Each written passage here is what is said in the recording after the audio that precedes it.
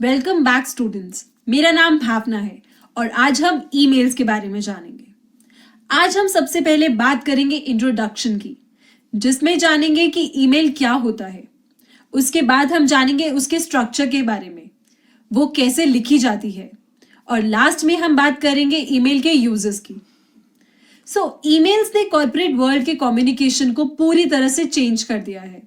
इन्हें यूज किया जाता है एक कम्युनिकेट करने के तरीके के लिए, मैसेजेस शेयर करने के लिए, नोटिस के लिए इत्यादि। तो आइए देखते हैं ईमेल क्या होता है। ईमेल इंटरनेट के माध्यम से एक अकाउंट से दूसरे अकाउंट में मैसेजेस भेजने की सुविधा को कहा जाता है।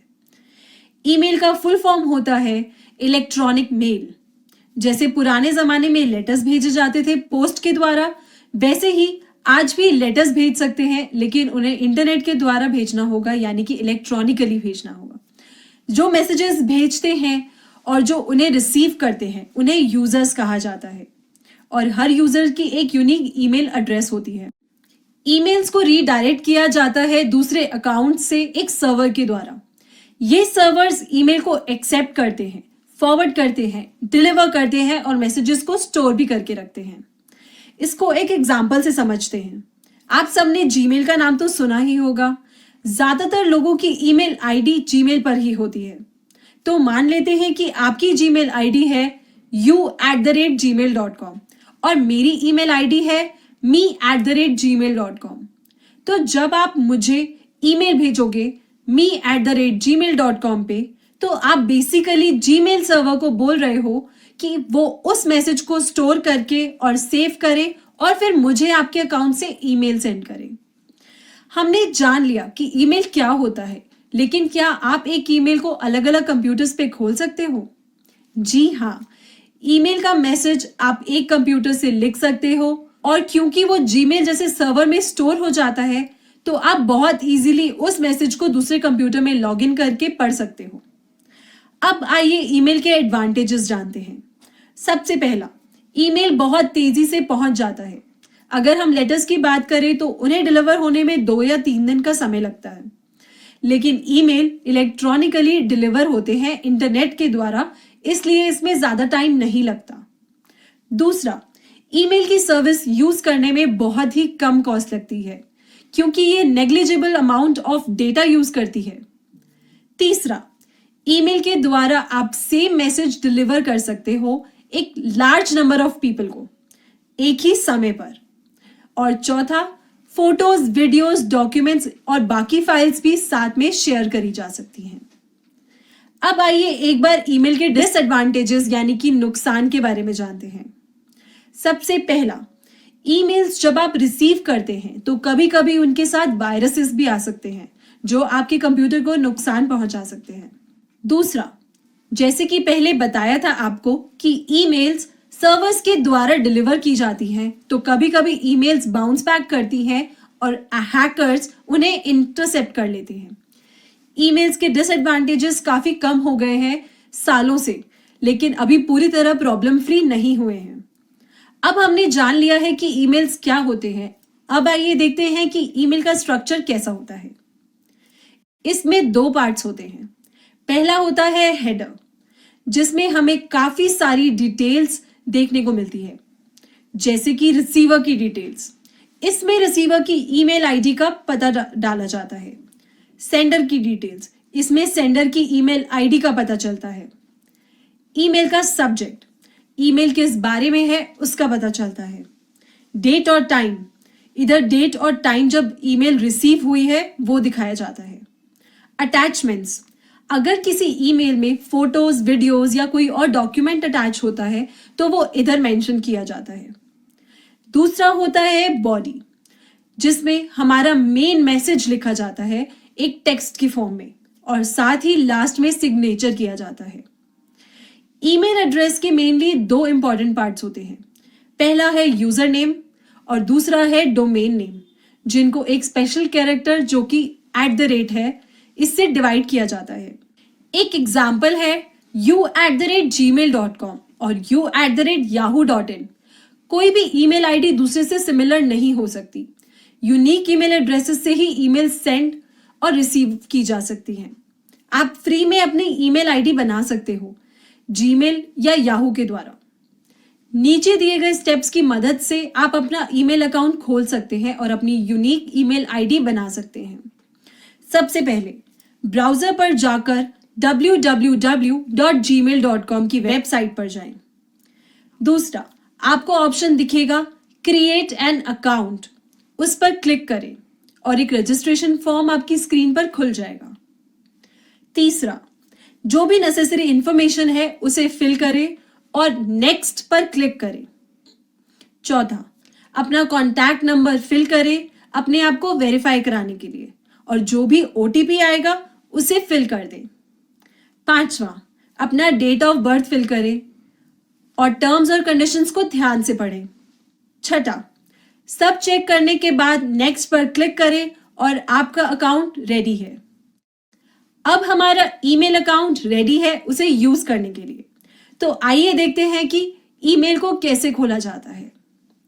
अब आपको अपने ईमेल अकाउंट में साइन इन करना होगा।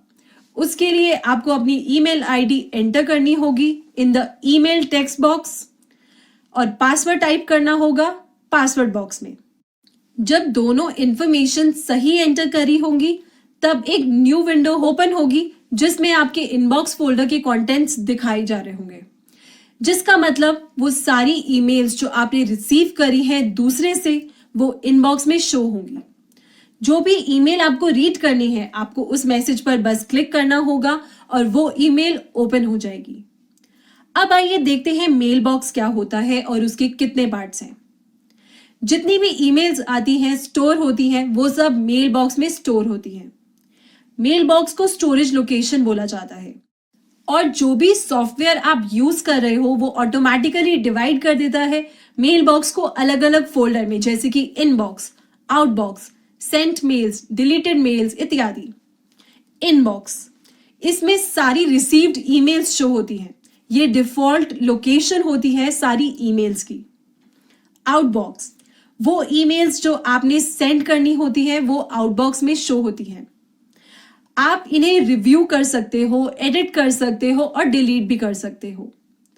ड्राफ्ट्स फोल्डर, इस फोल्डर में वो सारी ईमेल्स शो होती हैं जो आपने अभी तक नहीं भेजी है, बस टाइप कर कर छोड़ दी है।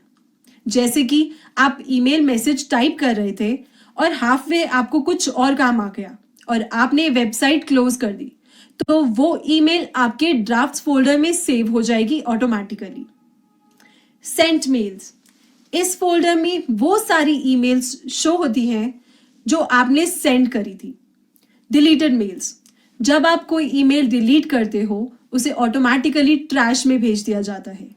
डिलीटेड ईमेल्स 30 दिन तक ट्रैश में रहती हैं, उसके बाद वो ऑटोमेटिकली डिलीट हो जाती हैं और फिर परमानेंटली डिलीट हो जाती हैं। अब हमने अकाउंट भी बना लिया, मेल बॉक्स के बारे में भी जान लिया है। अब आइए देखते हैं एक ईमेल भेजा कैसे जा सकता है। सबसे पहले हम जीमेल अकाउंट में लॉगिन करेंगे।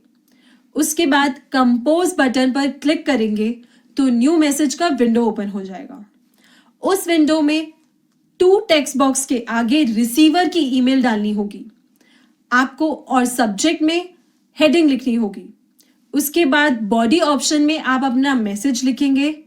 ये सब डिटेल्स फिल करने के बाद आपको क्लिक करना होगा सेंड बटन पर और इंस्टेंटली वो ईमेल डिलीवर हो जाएगी। अगर आप ईमेल में फाइल्स, पिक्चर्स, वीडियो इत्यादि सेंड करना चाहते हो तो उसके लिए आपको अटैच फाइल्स के ऑप्शंस पर क्लिक करना होगा जो एक पेपर क्लिप की तरह दिखता है। जैसे ही आप इस बटन पर क्लिक करेंगे एक डायलॉग बॉक्स खुलेगा और आपको सिलेक्ट करना होगा जो भी फाइल आपको शेयर करनी है। फाइल को सिलेक्ट करने के बाद ओपन बटन पर क्लिक करें और वो फाइल आपकी ईमेल में अटैच हो जाएगी। सिर्फ इतना ही नहीं, ईमेल में और भी कई सारे फीचर्स होते हैं जैसे कि टेक्स्ट फॉर्मेटिंग, कार्बन कॉपी यानी कि सीसी, ब्लाइंड कार्बन कॉपी यानी कि बीसीसी इत्यादि। सीसी यानी कि कार्बन कॉपी अलाउ करता है हमें ईमेल को सेंड करना ज्यादा लोगों को एक साथ। हमें बस सब लोगों का ईमेल एड्रेस लिखना होता है सीसी वाले टेक्स्ट बॉक्स में और उन्हें कॉमास से अलग करना होता है। बीसीसी यानी कि ब्लाइंड कार्बन कॉपी, ये सीसी की तरह ही होता है लेकिन इसको यूज करने के बाद रिसीवर्स एक दूसरे के ईमेल एड्रेसेस को नहीं देख सकते। सीसी में रिसीवर्स बाकी रिसीवर्स की लिस्ट देख सकते हैं, मगर बीसीसी में वो ऑप्शन नहीं होता। अंत में आता है सिग्नेचर। ये एक बेसिक एलिमेंट है ईमेल का। आप अपनी मर्जी से अपना सिग्नेचर सेट कर सकते हो। आप उसको एक वर्ड का बना सकते हो या 3 लाइंस का, आपकी मर्जी है। और ये सिग्नेचर आपका ईमेल मैसेज के एंड में शो होता है। अब हमने जान लिया है कि ईमेल लिखते कैसे हैं और उसे भेजते कैसे। अब आइए देखते हैं कि किसी भी ईमेल का रिप्लाई कैसे किया जाता है। सबसे पहले वो मेल पर क्लिक करें जिसे आप रिप्लाई देना चाहते हैं। उसके बाद दिए हुए ऑप्शन में से रिप्लाई वाले बटन पर क्लिक करें। इसके बाद अगर आपको सारे रेसिपिएंट्स को रिप्लाई भेजना है तो आपको रिप्लाई टू ऑल वाले ऑप्शन पर क्लिक करना होगा। अब आपको कोई रिसीव्ड ईमेल किसी और को भेजनी है तो उसको कहा जाता है फॉरवर्डिंग एन ईमेल। ईमेल को फॉरवर्ड करने के लिए इनका पालन करें। सबसे पहले इनबॉक्स में से उस ईमेल पर क्लिक करें जो आपको फॉरवर्ड करनी है। ऑप्शंस में से फॉरवर्ड का ऑप्शन सिलेक्ट करें और उन रेसिपिएंट्स का नेम डालें जिनको आपने वो ईमेल भेजनी है और फिर सेंड बटन पर क्लिक कर दें। जैसे कि हमने डिसएडवांटेजेस में डिस्कस किया था कि एक दिन में कई सारे ईमेल्स आप रिसीव करते हैं जिससे ओवरलोड हो जाता है, तो कभी कभी आपकी इंपॉर्टेंट ईमेल मिस हो सकती है, तो उसको सर्च भी किया जा सकता है। उसके लिए सबसे पहले आपको सेंडर का नाम सर्च करना होगा या आप सब्जेक्ट को सर्च कर सकते हैं।